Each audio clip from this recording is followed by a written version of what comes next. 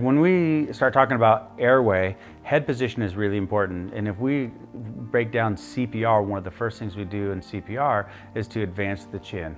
And if we advance the chin, we'll open up the airway on an unconscious patient.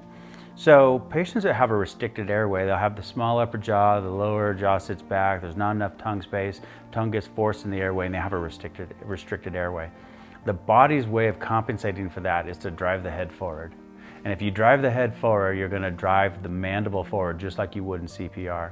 If you drive the mandible forward, you're opening up the airway. So patients that we see with a small restricted airway that have a head forward posture are actually performing self-CPR on themselves all the time to stay alive. Head posture can be a really strong indicator for a collapsed airway.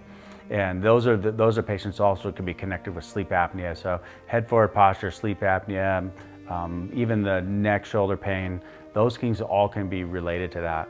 Head forward posture is not very commonly a lazy disease. So people that have a head forward posture are not being lazy. It's not usually caused by occupational hazards either.